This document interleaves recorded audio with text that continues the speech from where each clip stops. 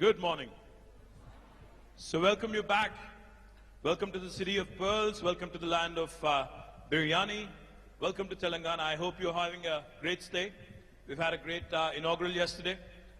Miss Ivanka Trump, Cherie, Blair, Quintus, Chanda, Kochhar. I don't think there could be a more cracker of a panel to begin a day with. So I am looking forward to this as much as you all are. But before we get there, let me just quickly talk about the state I represent. I come from Telangana. My name is Rama.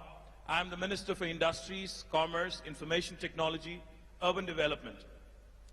I've had the privilege of serving as a minister for the last 3.5 years for the youngest state in India, that is Telangana, with Hyderabad as the capital. Now, in the last 3.5 years, we've tried to do some things which are truly unique, which are truly heartbreaking when it comes to innovation, workforce, skilling, etc., which is the theme that we are going to talk about today. On the innovation front, as it was mentioned by Ms. Trump yesterday, today we have India's largest technology incubator in Hyderabad called the T-Hub, which has been doing exceedingly well. And come this time next year, by this time next year, we will be having the world's largest technology incubator / startup engine in our own city of Hyderabad right here. In fact, innovation has been a huge driver in the growth story of Telangana in the last 3.5 years. Our Honorable Prime Minister, Shri Narendra Modi, for the first time in Indian history, for the first time in the history of this country, talks about Startup India. He realizes the importance of innovation. He realizes the importance of skills. He talks about Startup India. He talks about Skill India.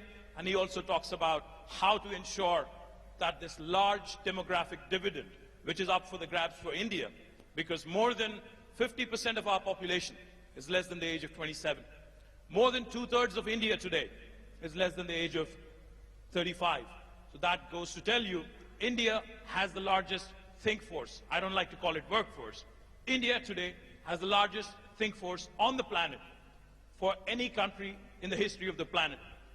As the world is aging, India is getting younger. As the world today, the average age goes high and high, India is getting younger and younger. But that throws up a very interesting challenge. All the way from Hyderabad and Telangana government and right up to the United States and Trump administration.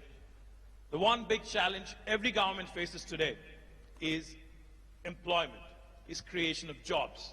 Now that throws up an interesting question. How do we ensure that this so-called demographic dividend is completely harnessed, is completely leveraged by the governments? The human capital, how do we harness it? How do we ensure that this innovation and knowledge economy, how do we keep going? And how do we make sure, most importantly, women, for whom another added dimension, another compounded problem is the gender discrimination that is rampant across the first world, second world, or third world, irrespective of which country you come from. So we want to talk about all these innovation, skills, how do we ensure we create jobs, how do we also ensure at the same time we create both job creators, a platform for job creators like T-Hub, and how do we also ensure that for those people who are seeking employment, how do we make sure that they're adequately skilled? How do we also ensure that they keep refreshing their skills every so often? So like I said, I have cracker of a panel, and let me start by introducing the four powerful men. I have four powerful women. I've never done this in my life, moderation. So I'm a little nervous as well, so you have to bear with me for the next 1 hour. Let me start with Chanda Kochhar, the MD and CEO of India's largest private sector bank, a woman who's won multiple awards.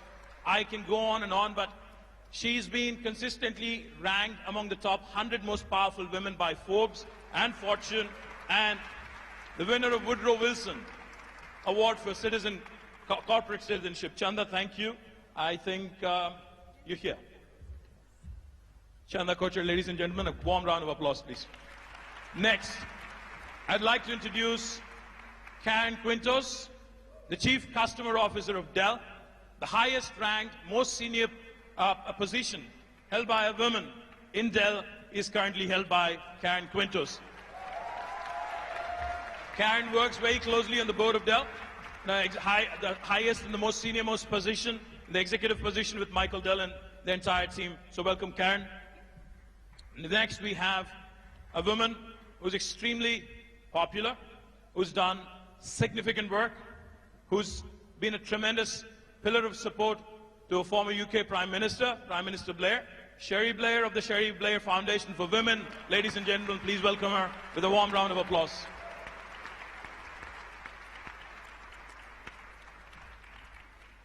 As I've mentioned, I'm the Minister for IT, Government of Telangana.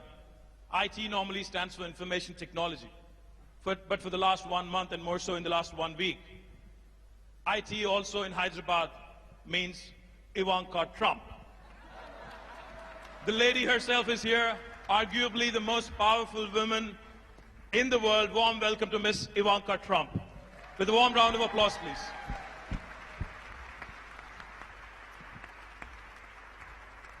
I didn't know what to call her because she dons multiple responsibilities, multiple roles, so I wanted to make sure we capture this moment. We have a banker, we have an advisor to POTUS, and many, many other things also. We have a lawyer, and then we have a chief marketing and chief customer officer. So welcome, ladies, and then we can get started. Thank you very much. What a group. Good morning. It is a bunch of really, really energetic people at 9 a.m. in the morning. Do you guys need more coffee? Well, this is a great panel. Thank you, ladies, for joining me. Let me start off by posing one question, and let me start off with Chanda. Chanda, you've donned multiple roles. You've been rated as one of the most powerful women in business by Forbes, by Fortune. You lead India's largest private sector bank. You're among the top 10 most influential businesswomen in the world. Let me ask you, what does it take really to ensure that you break through the glass ceiling, you work through whatever it is that is required to make it right to the top in the corporate world? Well, I think it's a combination of many things. It's what you yourself as a woman desire and want to achieve. It's what, the encouragement and support that you get from your family. And it's the entire ecosystem in the organization where you build your career. So let me start with the ecosystem first, because I think, I was very fortunate to be part of an organization that has always been a merit-oriented organization. And that gave all of us the comfort and confidence to say that if, even as women, we put in hard work, we'll be recognized for the work that we put in. We'll be given the next promotion or the next responsibility based on your capability and will not be discriminated against just because you were a woman. Well, beyond that, I think, it's about the woman himself or herself in that sense. Because, I have seen that women are actually sometimes even more capable and more intelligent than the boys that we recruit. I agree. I completely agree. But at the same time, we tend to give up when it's the most difficult time in our life stage, which is when we are starting our families. And I think that is the time when women need to decide not to give up. Because if you do not give up at that time, then you are able to continue for long. And I can later talk about what ICICI as an organization has done about really making life comfortable for women at that life stage. But I think that is very important. And I feel that at that time, it was I who believed that I want to do this because it's my desire. I'm not doing it because someone is forcing me to do it. And I think that conviction takes you through the period. But beyond that, I must say that, your family, your larger family, has to be a part of your growth and progress. And it's not, as mundane as saying that they're supportive of what you're doing. I think that's actually putting their contribution in a very mundane manner. I think what gives the woman the inspiration is the joy and pride that your family feels in your every step. And that is the biggest driver and motivation for them. Fantastic, fantastic. Let me go to Karen quickly. Karen, Chanda represents the Indian corporate sector. She's an Indian woman who's made it right to the top, and she's worked her way through. How different is it in the United States? You've worked prior to Dell at multiple organizations, and you've been with Dell for the last 17 years. As I've mentioned, you're the topmost ranked women in Dell right now. How difficult or how easy is it in the United States or the first world for a woman to reach right up to the top and to do what you've been doing? Well, first of all, I agree with everything that she said in terms of what it takes to be successful. The confidence that you have to have in you and your capabilities and what you can do and what you can enable, I think has a huge impact. And I couldn't agree more on when you reach those difficult times and you feel like giving up is when you actually have to stay the course, because as a mother of three, two of which are daughters, it's unbelievable how much of a role model you can be as a successful woman in helping them and their friends and the larger kind of community and being successful. You know, candidly, I'm actually quite optimistic about what is happening now in this area. I think we all agree the numbers are not moving as fast as they need to be moving, but the amount of support that we are seeing in companies, CEOs, the White House, various other public and organizations in the support around getting more women into leadership roles and enabling that, I think today is remarkable. So it's still tough. I mean, it's still a environment out there that is really conducive to men, candidly, and I think through policy change, through culture change, through having great leaders step up and really want to change the game when it comes to this, I'm actually optimistic that over the next couple of years we're going to continue to see some real momentum. Great, great. Then we go to Cherie. Cherie, for those of you who are unaware, mine is the famous surname. She was a lawyer back in 1976. She started her own law firm, and for the first time in the history of Britain, she was the first wife of a prime minister who had her own career. I think that was the first time that has ever happened in British history. So Cherie, how difficult was it to be in the limelight and also to have your own career? And I'm sure there must have been a fallout, there must have been a few issues that emanate from it. So let's talk about it, and how difficult is it, again, to be in the spotlight again and to fight it out through your own career?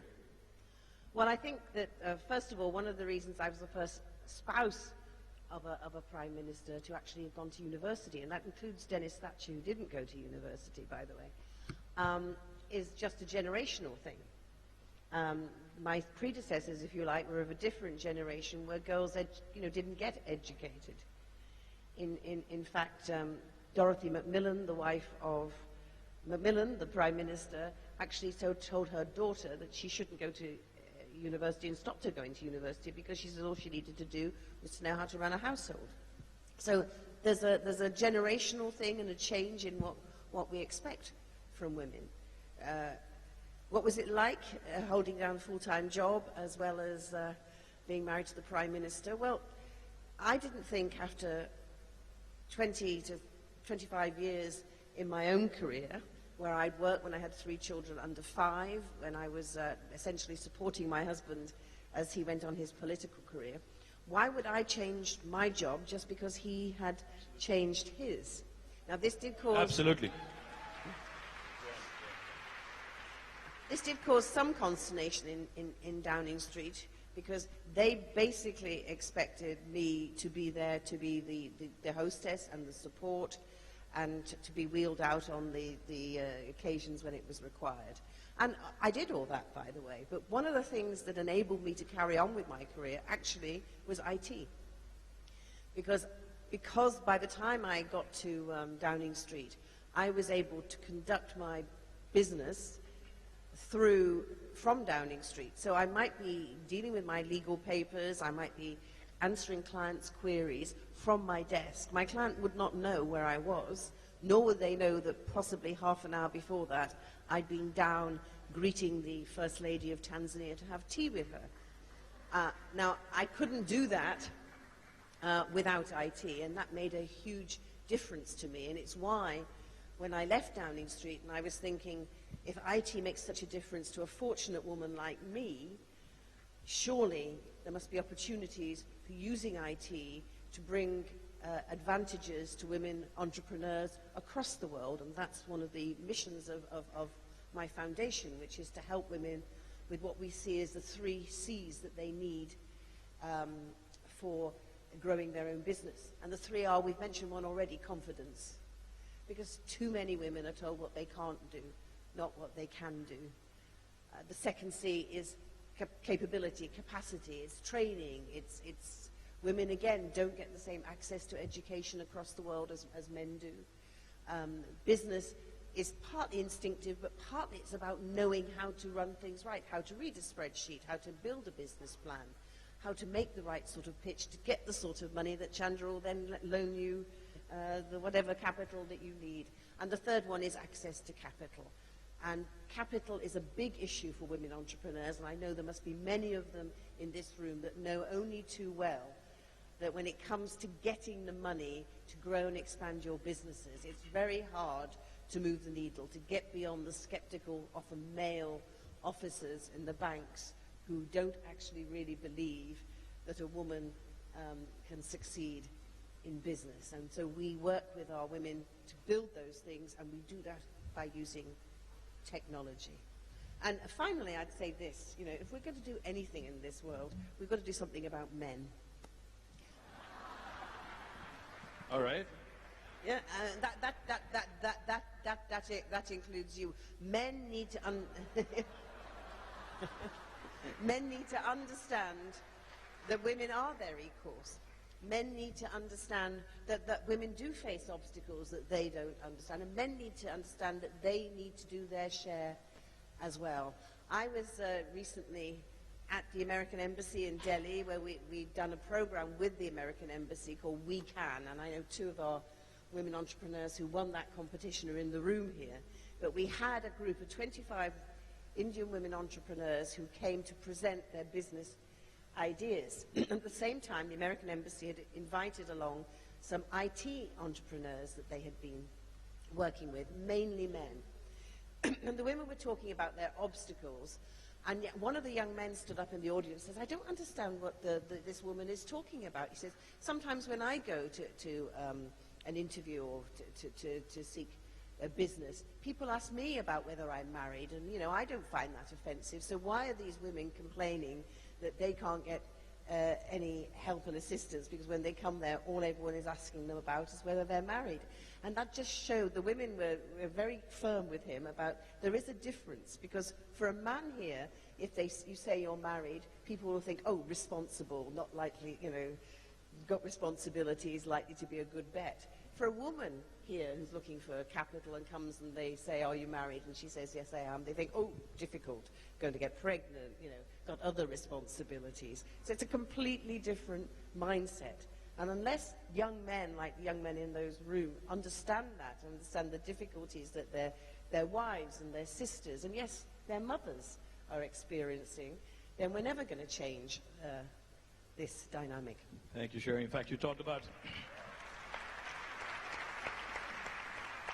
Cherie talked about 3 C's, capacity, confidence, capital. I think the 4th C today, Cherie Blair. Ivanka, you are advising the leader of the free world. You have a unique opportunity to bring about a huge, drastic transformation across the world, especially from the women's perspective that Cherie so eloquently spoke about.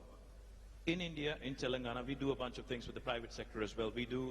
We work with Cisco in a program called Women Rock IT. We also work with Microsoft, another US company, in what is called as Girls in Technology. We also work with Facebook in what is called as Boost Your Business. We work with Icici and a bunch of private sector players. My question to you is, how can a government, be it the United States or India or any other province in India or across the world, how can a government ensure that we do more in terms of policies for bringing in more women into workforce, ensuring that they're skilled, and also how can we work with the private sector in ensuring that we give a larger share to women, which is what we've been talking about. Well, thank you, and thank you for having me here today on this remarkable panel. So much of what was said was deeply inspiring, and I agree with wholeheartedly. So one thing I'd just like to throw out there is these aren't women's issues.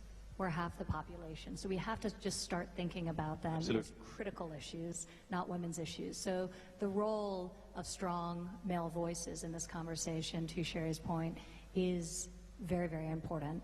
Also, going back to something else you said, Cherie, I think one of the reasons we're seeing an explosion of women's entrepreneurship is because traditional workplaces often haven't worked for us.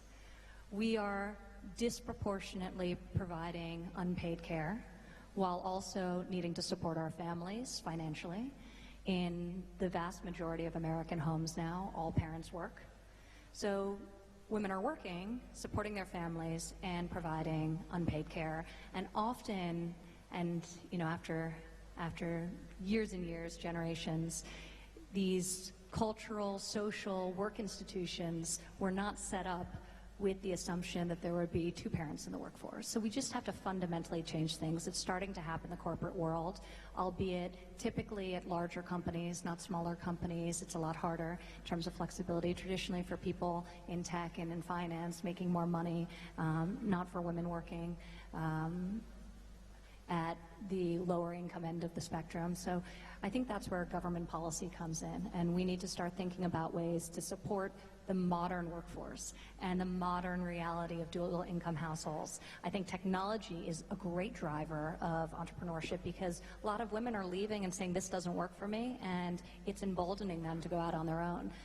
Technology is reducing barriers to starting new businesses. It's creating flexibility around schedule. So you can work just as many hours or more, but maybe you work some of them after you've put your child to sleep from your living room or from your kitchen table. So I think technology offers tremendous opportunities to women and women entrepreneurs, and we're seeing that in terms of the explosive global growth and domestic growth we're experiencing in the United States. But going back to public policy, I think it's incredibly important we have policies that support the modern working family. You see in tax reform the expansion, the vast expansion of the child tax credit, recognizing the massive investment parents make into their families at a time when wages have stagnated for so long, and working parents really need relief. The child independent care tax credit, tackling the cost of childcare and the fact that it's not only inaccessible in large portions of the country, particularly in rural America, but the cost is enormous to many American parents, and they're unable to afford to provide high-quality childcare. So that's another issue we're addressing. So you see some of that agenda coming to life through components of tax reform, and coming into the new year, you will hopefully see it in a national paid family leave program that we're working hard to build coalitions of support for. The president included it for the first time ever in his budget this year, paid family leave, maternity, paternity, adoption, and I'm very encouraged by that step, and we'll be working with Congress to try and pass what is a long overdue policy. So that's where you have public policy and many other things we're doing. This is a panel focused on skills training and workforce development, and we're really seeking to fuel that and make sure that we have the best trained next generation, K through 12, rethinking what we're teaching and the alignment of what's being taught in the classroom with the jobs available in the economies into which the students are graduating, but also worker retraining and skills training for older workers whose jobs have been displaced or are looking for new opportunities in their own lives as well. So this is an area we've been very focused on, and I can talk about in more detail if the conversation takes us there. But you'd mentioned the private sector, and I can't say how important this is. I mean, it's really all innovation comes from the private sector. That's where it starts, that's where it originates. And government, and thank you to all of you out there and you incredible entrepreneurs who are taking some of the world's greatest challenges and obstacles, whether it's humanitarian aids or just providing a service better or reinventing or inventing a new idea. So it's incredibly exciting what you're doing, but government's role is to help fuel that, to eliminate barriers, to create an environment in which you can really accomplish your dreams and your goals, and we're seeking to do that domestically, and very excited about the work we're doing internationally to create opportunities for entrepreneurs and women entrepreneurs, especially in the developing world. Fabulous. In fact, let me compliment the Trump administration on, as you said, as you put it, long overdue, policy reforms which are in the offing now, and I do hope Congress passes it, and I do hope the Trump administration actually has a huge victory, especially in this very, very important sector. Chanda, you have a very ambitious ICICI digital village outreach program. You've already targeted 11,000 villages across 17 states, and out of which you've already created 7,500 women entrepreneurs. So what goes into ensuring that these women entrepreneurs in these villages from the rural settings, how are they empowered? How do you ensure that? I'm sure there must be obstacles in trying to bring them into the workforce. I'm sure there must be a lot of challenges. How do you overcome that? And how do you also ensure that they stay on top of their game? And how do they keep sustaining what they do? So let me take this in two parts. Let me also tell you what we do at ICICI to just encourage women participation in a large organization. And then let me tell you, as our CSR, what do we do in the villages to encourage women, in the rural areas. So in the organization, as I mentioned, we are an absolutely merit-oriented organization. And in fact, if people ask me, do you have special policies for women? We actually do not have real special policies for women. And I think the only special thing that we do is to create that environment where women feel confident that it's on the basis of their merit that they will rise. Fantastic. Having said that, we also realize that, at specific life stages, women need that special care so that they don't give up. And I'll just point out to a couple of policies that we've started. So we've started something called I Work at Home, where we allow women, especially the young mothers, or even women who have to take care of their elderly parents or parents-in-law, to work from home for extended period. And this is not just about sitting and doing some data entry in some corner, but we create a work environment where through the use of technology, we have their computers linked online with our back-end systems. We have, face recognition so that we know that it's only the woman who's working. We have face recognition to say that if there's too much crowd around the woman and children are moving around, then the computer will shut off. So in a way, we create a real working environment where over long periods people can work from home and they do not lose out on their career progression if they're working from home. Fantastic. Fabulous. The other thing that we've started lately is actually to say that any mother who's got a child up to 3 years of age, and if that mother travels overnight for office work, we of course pay for the mother because she's going for office work, but we also pay for the travel of the child and the travel of a caretaker so that the mother can take the child and take her out. Fabulous. Fabulous. Chanda? So these are some of the things in an organizational environment. But coming to our skill training initiative, we've started a whole skill training initiative across India. And through that, what we've done is we train those underprivileged youth who are not able to afford higher education. For that, we've picked skills which are actually relevant for this kind of youth. So we have about 24 training centers in urban and semi-urban areas in the country, plus around 500 villages where we have taken this skill training initiative. The training skills that we've picked vary from something like a tractor assembly and a tractor repair to electricals to dress designing, garmenting, web designing, and office administration and selling skills. And what we have seen is that as we take these training skills, especially to the rural areas, we have more and more young women joining these training skills. So I'm very proud to say that we train about 100,000 youth every year, and of that, 55% are women. Fantastic. A big round of applause, ladies and gentlemen. More than 55%. That's amazing. That's amazing. And this is what we were talking about before with really so much of the leadership happening in the private sector and government taking these great programs and fueling them and really bringing them to scale.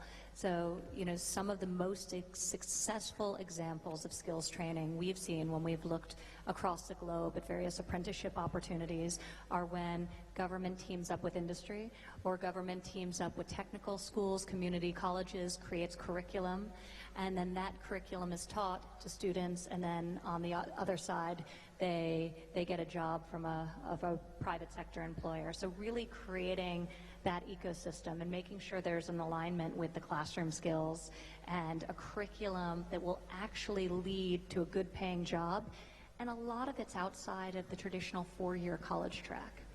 I think in America we've gotten so focused on the importance of university that we've really done a disservice to a lot of people who could have had great paying jobs, who could have gone a different route, who could have learned skills and maybe had skills better suited to the work that they wanted to do and would have benefited from technical education or apprenticeship and real on-the-job training. So I think there's a tremendous opportunity in what you're describing, and 100,000 people a year, that's amazing. So. That's Thank exactly you. what my point was. And since you asked, how do they stay into it? Absolutely. You know, so what we do is we create courses where the content is such that it ensures them a livelihood.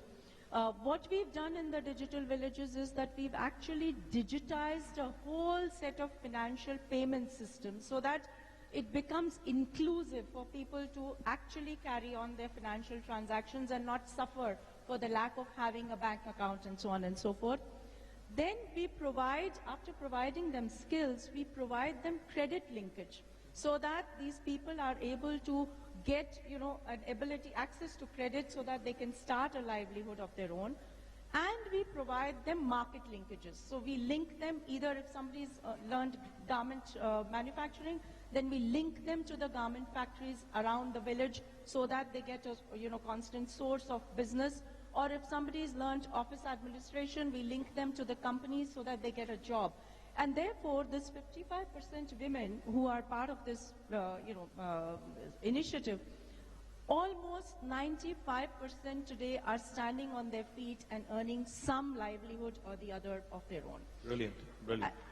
That's a great story. Yeah, and That's what we've seen is that this gives them not just an economic confidence, but it actually gives them a confidence of investing back into their families, into their villages, because I again believe in this phenomena that, you know, you say that if you educate a man, you educate an individual. But if you educate a woman, you educate a generation. Absolute generation.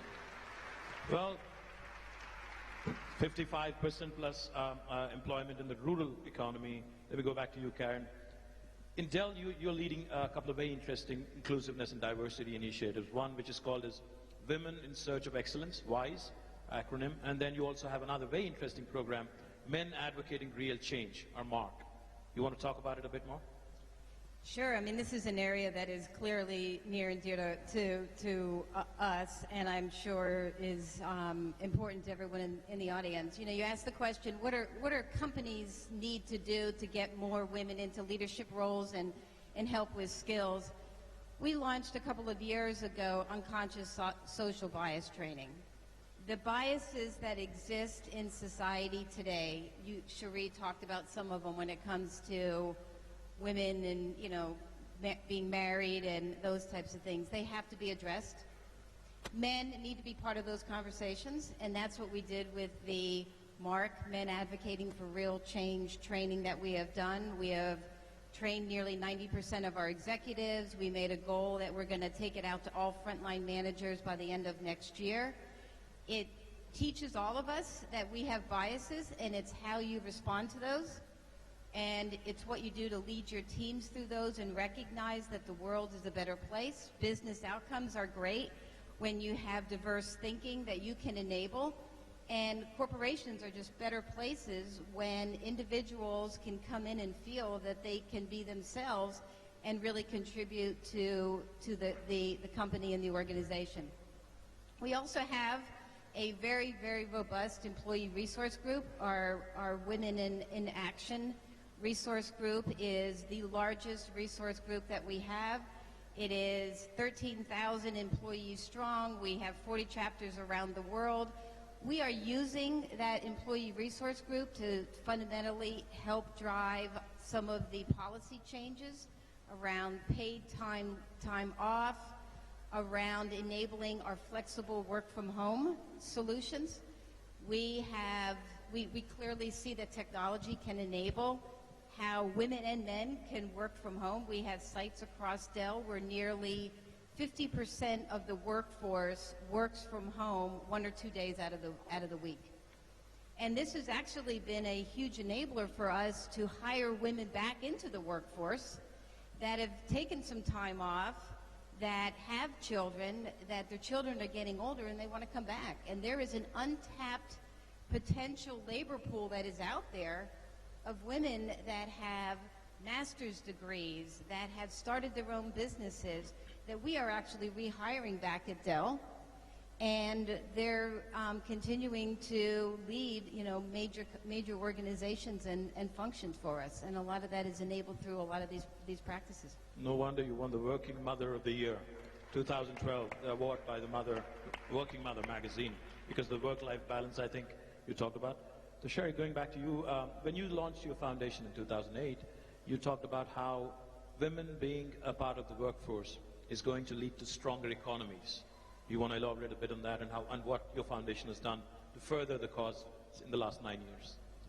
Well, I think the frustration I feel after, as you say, we founded the foundation in 2008, is that, all the research we see all the time shows that by empowering women, by women getting engaged in the economy, that makes for stronger economies. McKinsey recently produced a report which said that the world GDP would increase by $28 trillion if women were given equal access to economic opportunities that men have. And yet this year, the World Economic Forum Global Gender Gap showed that when it comes to women's equal access to economic opportunities, we've actually gone backwards. So the dial hasn't gone forward, it's actually gone backwards. So what is going on? There are clearly, it's not enough to keep producing evidence that empowering women makes a difference. We've actually got to make sure that people do something to implement these things, because there are barriers. Take here we are in India, amazing country, vibrant, so much going on, and yet India has one of the lowest participations in the workforce of women in the world. Absolutely. It is right down there with some of the poorest countries in the world, and does worse, for example, than countries like Bangladesh. So only, I think it's 27% of women over the age of 15 participate in the workforce in India. And when you look at women graduates from India, 67% of those do not go on after graduation to participate in the economy. So that is a huge disadvantage for India. And if these women were contributing their talents to the economy, then the Indian economy would be doing even better. So why is that happening? And we've touched on some of those things, and what we have tried to do with our programs is to help women get the skills, to get the information that enables them to break down some of these barriers. We talked a little bit, you mentioned, Karen, about the women returners. When we talk globally about women entering into the economy, we then often segue into girls' education, which is so important. But in a world where so many women get married very young, if we ignore the women, as you were saying, who after they've had their families, and if you get married at 15 or even 18 and you have your children very young, you are still very active and got a lot to give in your 40s when you're possibly even a grandmother. And yet it's very much more difficult for women at that level to repenetrate the job market.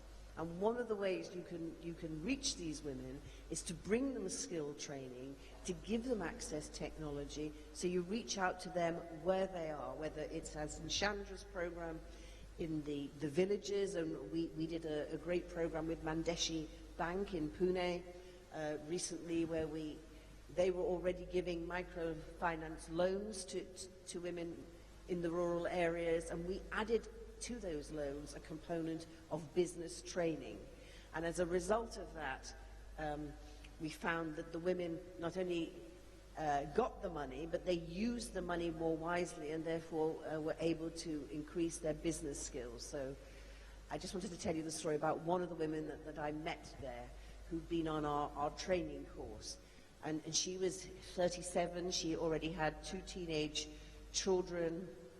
6 years ago, she was working in her shop, and she cut off her left hand on a slicing machine. Obviously, this was a huge problem for her, but she picked herself up, she came on the course, got a loan, and as a result of the business training, realized that she needed to diversify her business. As a result of that, ended up increasing her income fourfold, which enabled her to pay for her daughter, who she wants to become a doctor, to stay on at school beyond the age of 15, which was the age that she herself got married. But I asked her to describe her day for me, and I just wanted to share this with you. So she gets up at 5 o'clock in the morning, and she then, from 5 to 8, milks the 10 cows that she now has to produce milk to go to her store. She goes back at 8 o'clock, and she then feeds her family and gets her children off to school. At 10 o'clock, she goes to her shop. And by the way, remember, she's only got one hand. And she works in her shop between 10 o'clock and 5 o'clock. At 5 o'clock, she goes back and milks the cows again until 8 o'clock. And then at 8 o'clock, she goes home and she feeds the family again and prepares for the next day, and she goes to bed again then at 11 o'clock at night in order to get up again at 5 o'clock in the morning. That's a woman who is absolutely devoting herself to getting the best out of herself and her family. And she's the sort of woman that, by supporting and the fact that she's done so well, has increased her prestige in her village as well. So, you know, these are the sort of programs. Now, the other sort of thing we do is for a different level of woman entrepreneur, and we have what we call our blended learning training programs. These are like 3-month mini MBA courses. And the point about the blended learning programs is, though the women come together to do the business training, most of the course is delivered over the internet so that they actually don't have to leave their businesses. Because if you're a woman entrepreneur and you started a business and you're progressing that business, but you need the business skills to expand that business, it's sometimes very hard just to walk away and leave that business. But by using technology, we can provide training to women where they are so that they can carry on their businesses and still get the skills that they need to develop. So a program we have in Nigeria, for example, it's called The Road to Growth. One of the women on that program who did our course, for example, was a psychiatrist trained in the UK. She came back to Lagos to start a mental health clinic. And she said, you know, I'm obviously an intelligent woman, but no one had ever taught me about business skills. So I start this business, I know how to do the medicine. But, you know, then it's a question of, well, how do I manage my finances? How do I manage my staff? How do I present a business plan?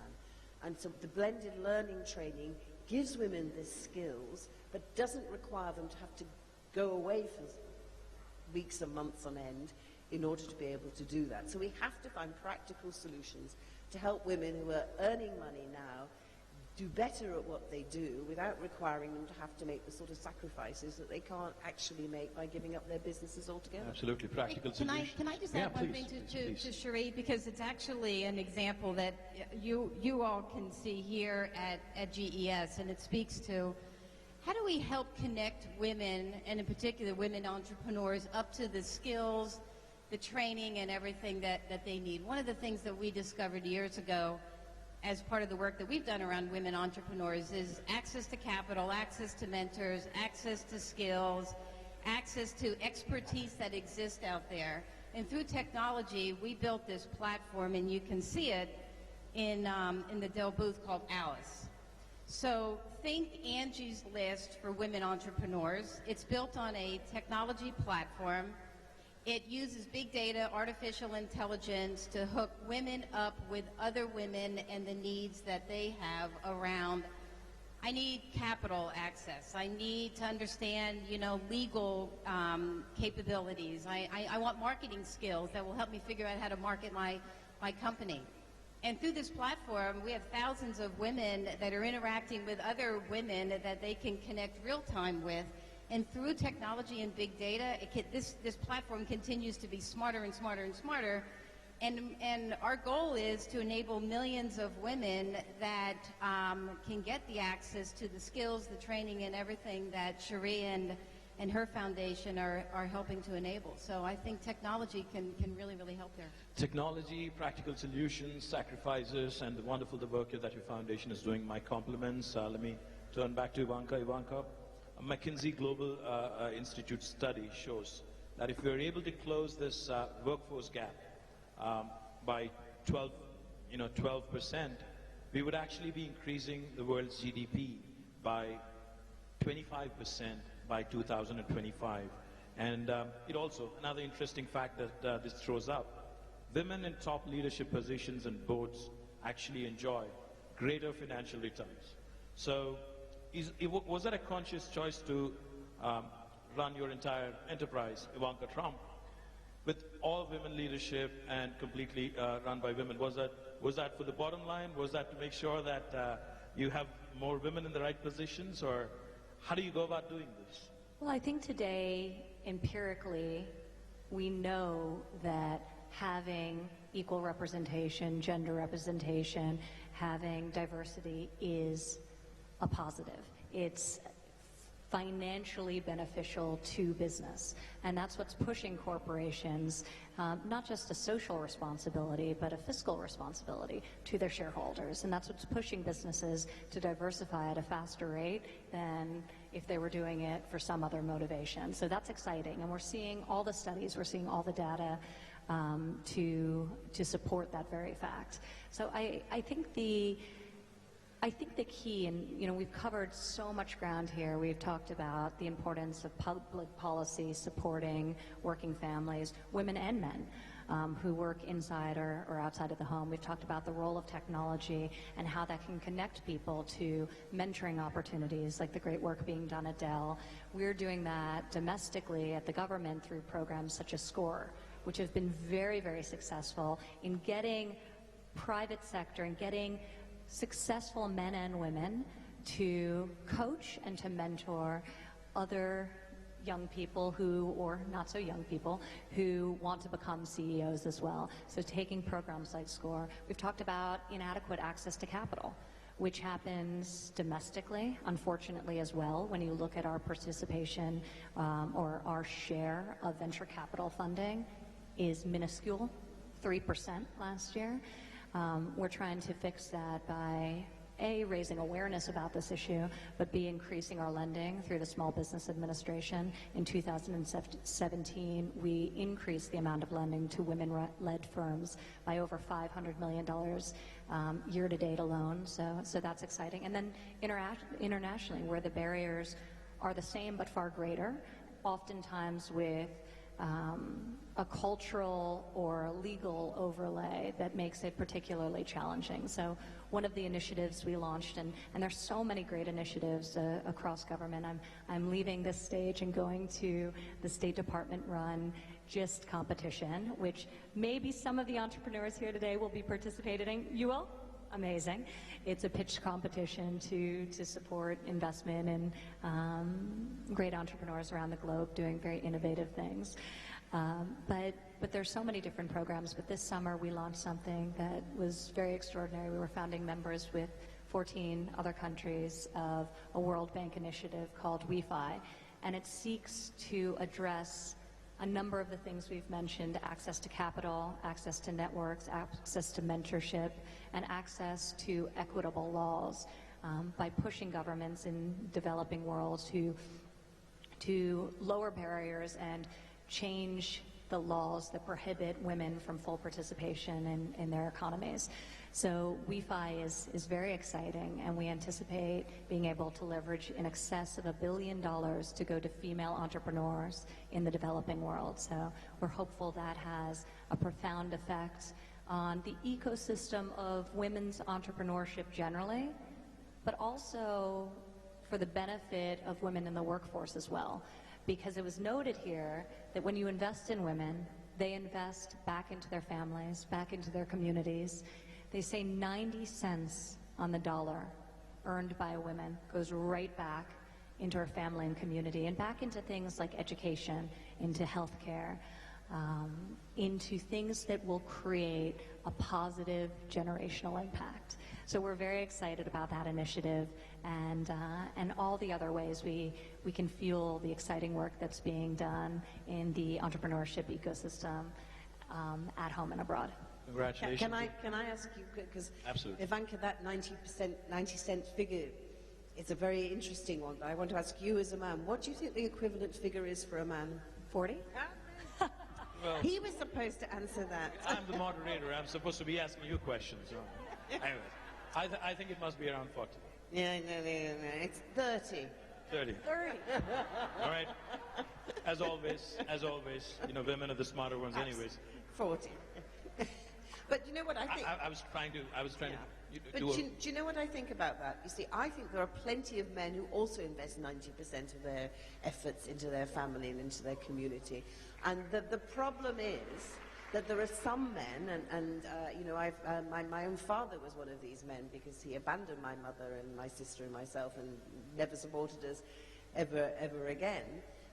Who'd only put 1%, if you're lucky, into their families. And the question really is for men is, why is it that we tolerate the idea that these men who go off and spend their lives on wine, women and song, somehow that's acceptable? The men who put 90% of their efforts into their families should be speaking out more loudly and saying, these men that don't do that actually are letting us all down, rather than just shrugging their shoulders and saying, oh, well, women, they do 90%, we do 30 to 40 as men, but that's okay. Because actually, it isn't really okay, is it? It's true, and I think this is something, Cherie, that I'm glad you brought up, but I'm actually very optimistic about, because I see the landscape changing, and especially when you look at the next generation coming up. I think women don't view themselves as purely providing care for their families. They want to work. In many cases, they need to work to support their families.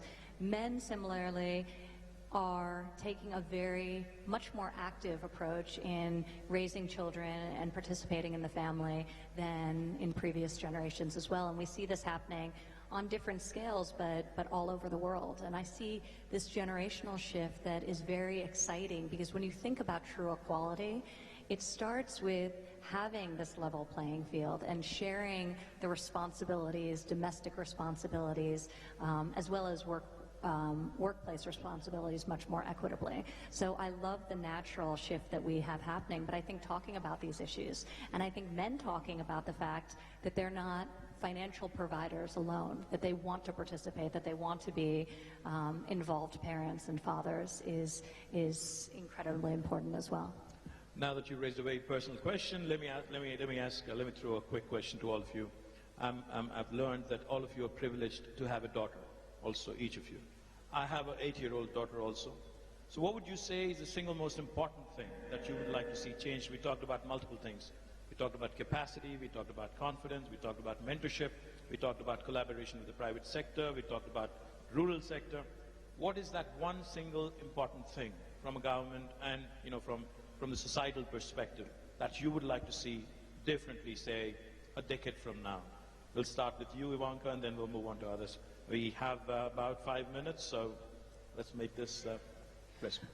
Well, I think I have a 6-year-old daughter, and I'm actually trying to get rid of some of her confidence.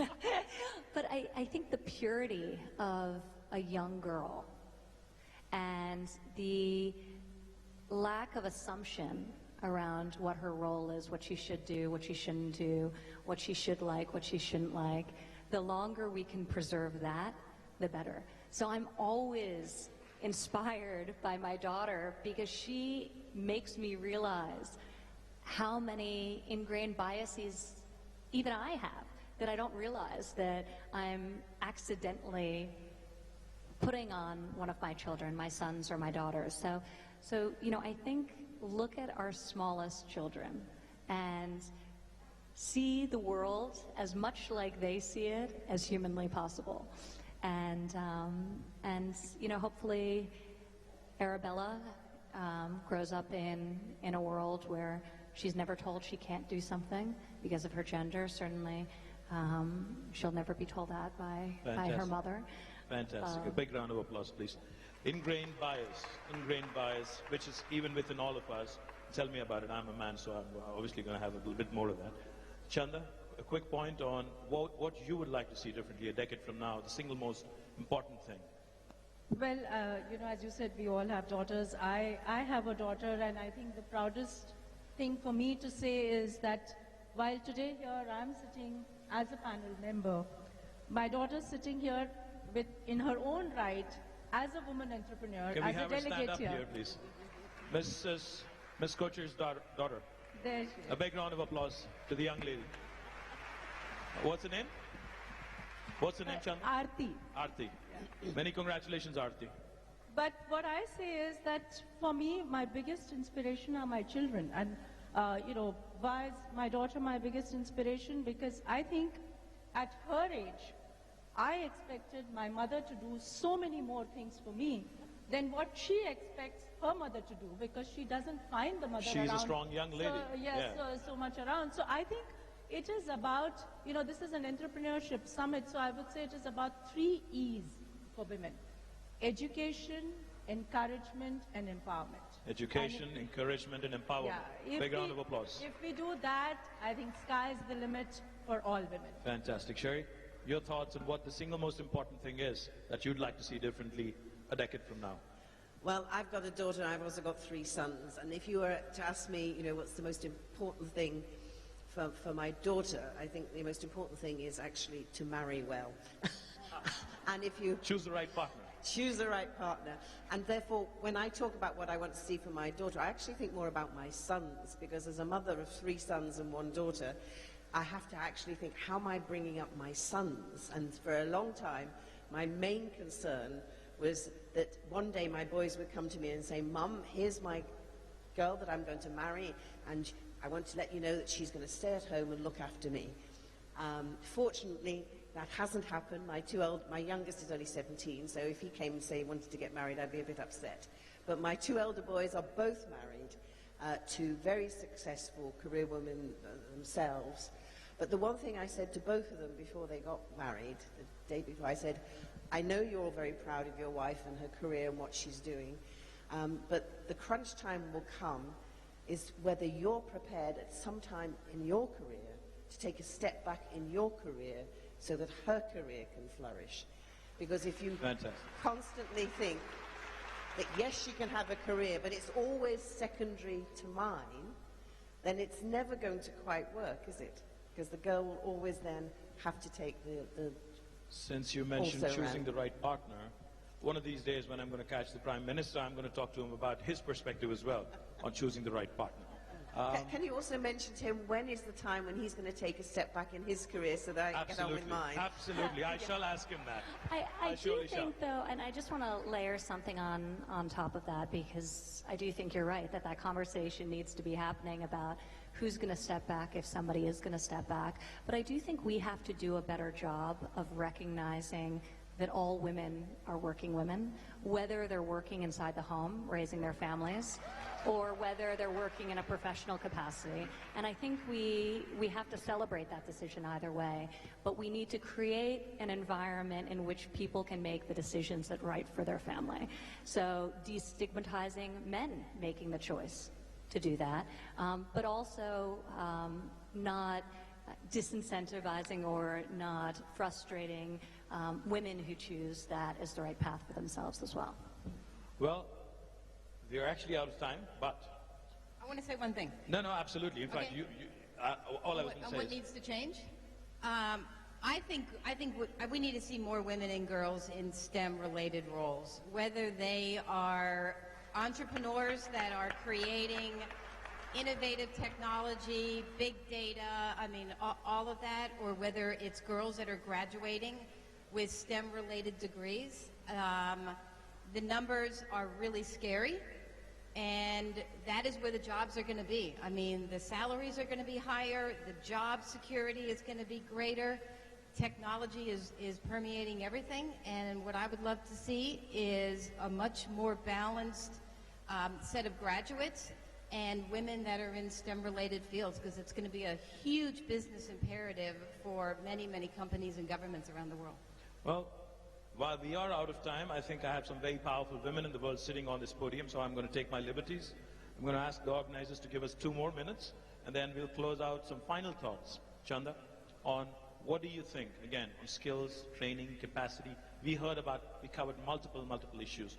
Final thoughts, closing remarks, and what we should be doing, say, 60 seconds?